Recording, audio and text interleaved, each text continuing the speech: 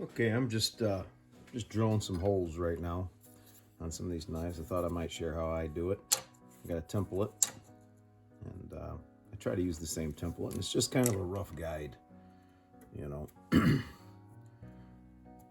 And drilling ain't hard or nothing. You know, anybody can drill a hole, you know, but after you do it a lot, you do start to get better at it. You start to learn little tricks, and that's all I was going to share. I like to punch every hole before I do it. I can adjust if you don't like where the dots lined up, because putting a wood template over it isn't just terribly accurate. Okay, so after you got that all marked, let's get you over here. Now this is just a regular drill bit here.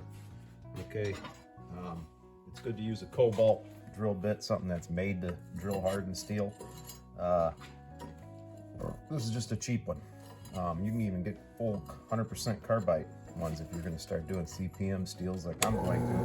I'm going to have to get these expensive drill bits. But the main thing of drilling these holes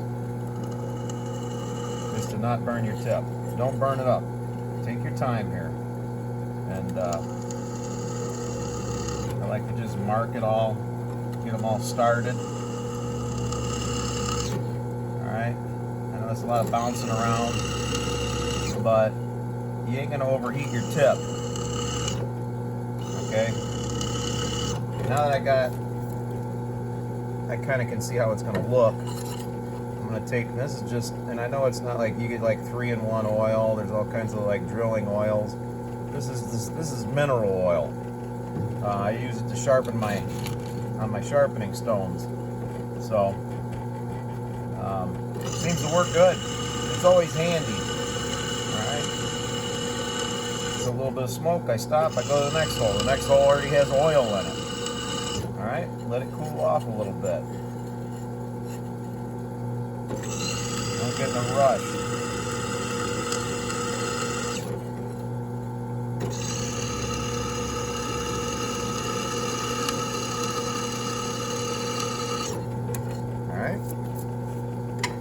Put some more oil in these holes.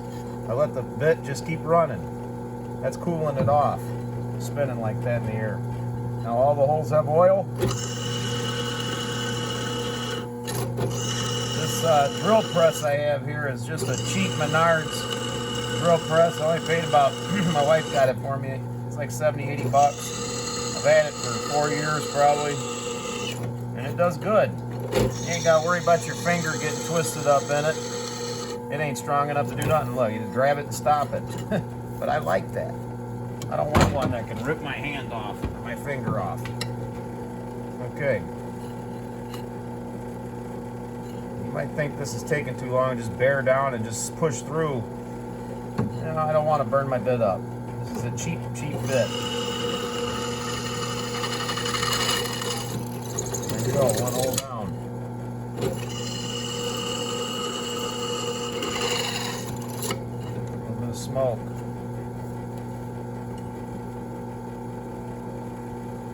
I'm gonna run some oil on the blade, or on the bit. It don't have to be a big oily mess though. When you get ready to punch through, lighten up pressure. You'll feel it get ready to punch through. Alright, just lighten up pressure. Okay, now that I have the main pin holes established, okay, I got to make sure they're going to fit.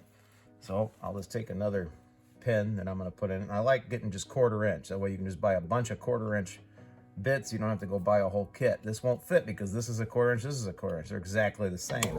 So you have to ream it a little bit. I use the top part and just kind of do circles. The top part where you're not going to, there are these specialty bits that are, you don't have to do this, but I don't know where they're at. Alright, a little bit more.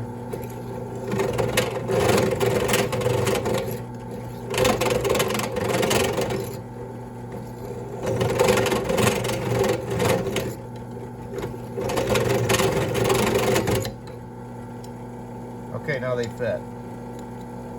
Cool.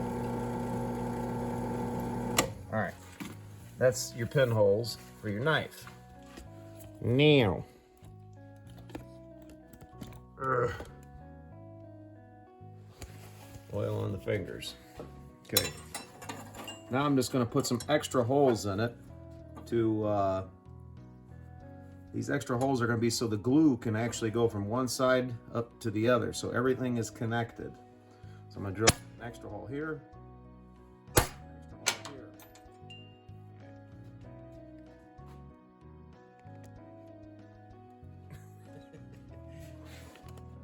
Back to Mr. Drill Press. Okay. Same deal.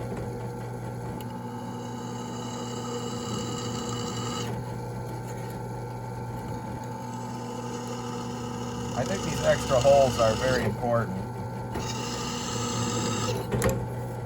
Alright, fill them little cups up with oil. I like that the glue goes through to the other side. What's that called? It's monolithically. It's going to be monolithically poured together.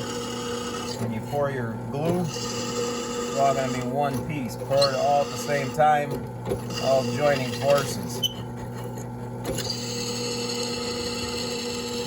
A little bit of, look at that. You can't do that with a heavy duty drill press.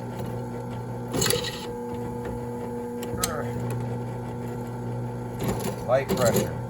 There it goes. These you don't have to remount. They're just extra for glue. Now, more stuff to help the glue. I like to put little divots. Just hold it down a little bit. Little divots. This is something else for the glue to be able to stick to.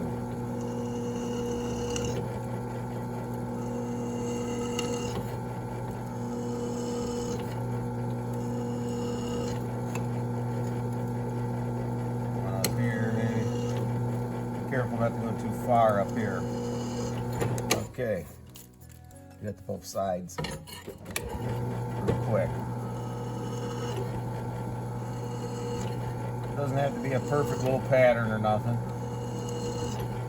but just that little extra to help. And I do these on the scales too. When you get the scales and you glue your scales together, always put these little divots. Give that glue every chance it's got. You can use your G-Flex and everything, the expensive glues, but you know, G-Flex will fail still too if you don't have it set up right. You know, if you just drill 3 holes and glue it to a flat surface, what's that gonna do? All right, now that we got that, what we're gonna do is the last thing, and then this is done. And what I like to do is, all right.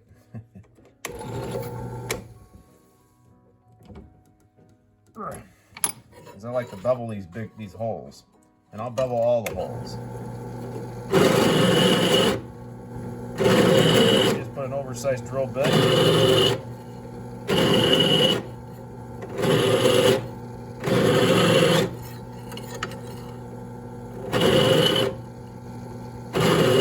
Reasoning for this is when you go to quench it, if there's any sharp areas, jagged areas that aren't beveled, you could actually crack when you go for the quench.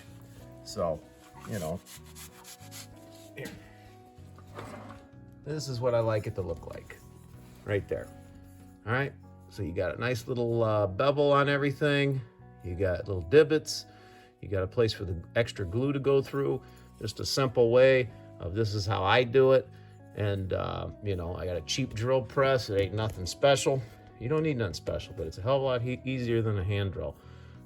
Just get a drill press if you ain't got one. And, yeah, that's it. Okay, one thing I forgot to mention, when you're doing this, wear safety glasses. Wear some safety glasses. These little tiny things are hot when they come flying off there. They will get you and right in the eye, and, you know, it hurts. If it's ever gotten you before, you know what I'm talking about. And also, I usually use this thing. This is what you clamp down, you hold the knife, but for demonstration purposes, you wouldn't have been able to see it. So I just, all right, that's about it. One other quick thing I'd like to mention is when you drill through on the other side, it should come out clean. If you're coming out with a bunch of burrs and stuff on the other side, your bit's getting ready to go dull. Another thing to think about is where you get your steel from. This is 1075. I got this from Admiral Steel. Admiral Steel, sometimes you get the steel and it's somewhat hard. You know, it's, I don't know if it's work hardened or what, but they don't anneal it. So you got to normalize it. You got to go through all the cycles to refine the grain structure before you heat treat anything from Admiral Steel. You really should anyways, but stuff like this AEBL and this 80 CRV2, I get it from like Alpha Knife Supply, or I'll get it from Pop's Knife Supply, and it shows up perfect right off the bat. Easy to drill, easy to heat treat. So it's hard on your drill bits. Depends on, you could get this 1075 from Pop's Knife Supply, it'll drill like butter. Or you can get it from Admiral Steel, and sometimes you'll hit a lot of hard spots and mess your bit up. So your bits will last longer, depending on where you get steel from. I could heat this up, let it cool down, and try to soften it, but just something I'm throwing out there. Okay, here we are. Everything is drilled, everything is beveled. All of it is done, and all of it is done the same. And you're like, well, you know, that's a little boring. But in order to get consistent results, you got to be consistent. So if you're doing it different every single time, you're never going to get good at it. You got to just, you know, sometimes you got to make the same type of style of blade over and over and over again till you can dial in what you're doing wrong. And same goes with drilling holes, man. It might seem simple enough, but once you do it over and over and over again, and you try to stay somewhat the same way and do the same style, technique, and do it in the same order, that's when you'll start getting better, faster. You got to have some consistency. And I did it all in the same order, same style, same way. Everything's beveled, and you know, same layout even, except these little ones. But yeah, all right. Hank said he wanted to be in the video. Ain't that right, buddy? This one and this one are already heat treated. I forgot to mention that. They're just out here for demonstrations. These two are already heat treated. The rest are not. Where you going, bud? Hank? Hank? Where you going? Oh boy, he wants to go camping. He likes camping.